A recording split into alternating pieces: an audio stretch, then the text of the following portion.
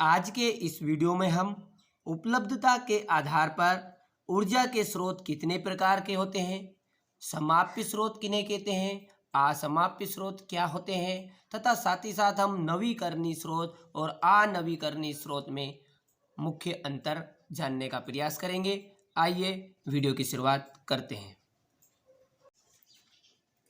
देखिए, उपलब्धता के आधार पर ऊर्जा के स्रोत के दो प्रकार होते हैं, नवीकरणीय स्रोत और अनवीकरणीय स्रोत। देखिए, हेडिंग में ही लगेगा आपको कि नवीकरणीय, जिसका नए सिरे से दोबारा उत्पादन किया जा सकता है, अर्थात जिसे हम दोबारा प्रयोग में ला सकते हैं, उन्हें हम नवीकरणीय स्रोत कहेंगे। और अनवीकरणीय स्रोत किन्हें कहेंगे कि ऊर्जा के वे स्रोत जिनका हम दोबारा उपयोग नहीं कर सकते, वो अनवीकरणीय स्रोत कहलाएंगे। तो देखिए, नवीकरणीय स्रोत की परिभाषा आप परीक्षा में इस तरह से लिखिएगा। ऊर्जा के वे स्रोत जिन्हें एक बार उपयोग में लाने के बाद दोबारा उपयोग में लाया जा सकता है। मतलब ऊर्जा के वे स्रोत जिन्हें हम एक बार उपयोग में कर लेते हैं, जिसके बाद भी दोबारा हम उन्हें उपयोग में ला सकते हैं, उन्हें हम नवीकरणीय स्रोत कहते हैं। चूंकि देखिए, नवीकरणीय स्रोत समाप्त नहीं होंगे, दोबारा उपयोग में ला सकते हैं। कब ला सकते हैं आप दोबारा उपयोग में? जब कोई भी चीज़ समाप्त नहीं होगी। तो इसलिए इसे असमाप्य स्रोत भी कहते हैं। असमाप्य मतलब जो समाप्त नहीं हो। नवीकरणीय स्रोत का जो उत्पादन है और उपयोग सालों साल तक किया जा सकता है। नोट करने योग्य बातें हैं ये कि नवीकरणीय जो स्रोत है उसका उत्पादन और उपयोग सालों साल तक हम कर सकते हैं। जैसे नवीकरणीय स्रोत के उदाहरण है हवा, ठीक है, हवा कभी समाप्त होगी? नहीं होगी।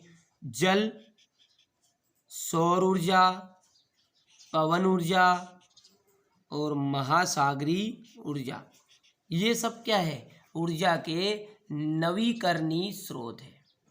ठीक है, ये ऊर्जा के कौन से स्रोत है? नवीकरणीय। अब अनवीकरणीय स्रोत किन्हें कहेंगे? अनवीकरणीय, जिनका हम एक बार उपयोग करने के बाद में दोबारा उपयोग में नहीं ला सकते। तो देखिए, ऊर्जा के वे स्रोत जिनका एक बार उपयोग करने के बाद दोबारा उपयोग में नहीं लाया जा सकता है, उसे ऊर्जा के अनवीकरणीय स्रोत कहते हैं। अब चूंकि ये समाप्त हो जाएंगे, इसलिए इन्हें समाप्य स्रोत भी कहा जाता है। तो ये नोट करने योग्य बात कि अनवीकरणीय जो स्रोत है उसका उपयोग लंबे समय तक नहीं किया जाता है, क्योंकि ये सीमित मात्रा में है। ये आप नोट करने योग्य बातें अच्छे से दिमाग में बिठाते चलिए, अंतर में यह हमें काम देगी। क्योंकि जो अनवीकरणीय स्रोत है वहाँ लंबे समय तक उपयोग में नहीं लाया जा सकता, और जो नवीकरणीय है उन्हें लंबे समय तक उपयोग में लाया जा सकता है। ये सीमित मात्रा में उपलब्ध है और नवीकरणीय ज़्यादा मात्रा में उपलब्ध है। अब अनवीकरणीय का उदाहरण क्या है? कोयला हमारे पास सीमित मात्रा में एक न एक दिन खत्म हो जाएगा। पेट्रोलियम, प्राकृतिक गैस, ये सब क्या है? ऊर्जा के अनवीकरणीय स्रोत है, या इन्हें हम कहेंगे समाप्य स्रोत। तो आपसे परीक्षा में यहाँ भी पूछा जाता है कि समाप्य स्रोत किन्हें कहते हैं। तो आप लिख दीजिए कि ऊर्जा के वे स्रोत जिनका एक बार उपयोग करने के बाद दोबारा उपयोग में नहीं लाया जा सकता, उन्हें हम अनवीकरणीय स्रोत या समाप्य स्रोत कहते हैं। उसी तरह असमाप्य स्रोत जिनका हम उपयोग कंटिन्यू रख सकते हैं। अब देखिए, ऊर्जा के नवीकरणीय स्रोत और अनवीकरणीय स्रोत में अंतर। ठीक है, तो ये जो नवीकरणीय स्रोत अभी हमने देखा, इसका उपयोग हम दोबारा कर सकते हैं, क्योंकि ये असीमित मात्रा में उपलब्ध है, अर्थात बहुत ज़्यादा मात्रा में उपलब्ध है। तो जो नवीकरणीय स्रोत है ये क्या है? असीमित मात्रा में उपलब्ध है। और अनवीकरणीय ये क्या है? सीमित मात्रा में उपलब्ध है। इनका उत्पादन एवं उपयोग हम लंबे समय तक कर सकते हैं। ठीक है, और इनका उत्पादन आप लंबे समय तक नहीं कर सकते। दो अंतर हो गए हैं नवीकरणीय और अनवीकरणीय में। ये ऊर्जा के असीमित स्रोत है, ये ऊर्जा के सीमित स्रोत है। ये इनका उत्पादन लंबे टाइम तक किया जा सकता है, इनका उत्पादन लंबे टाइम तक नहीं किया जा सकता है।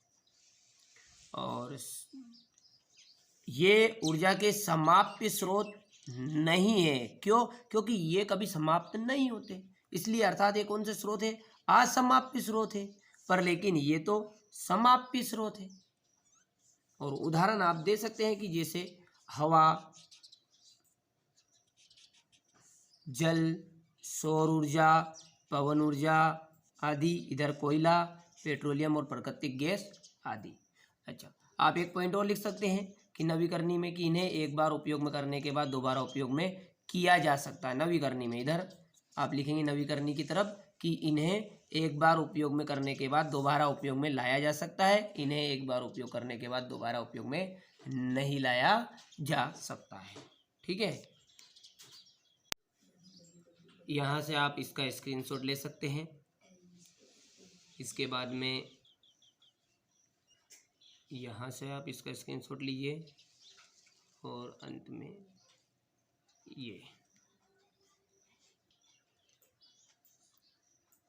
अंतर। अगले पार्ट में हम उपयोग के आधार पर ऊर्जा के स्रोतों के प्रकार पढ़ेंगे। परंपरागत स्रोत और गैर परंपरागत स्रोत बड़े ही बारीकी से एक एक करके उनका अध्ययन करेंगे।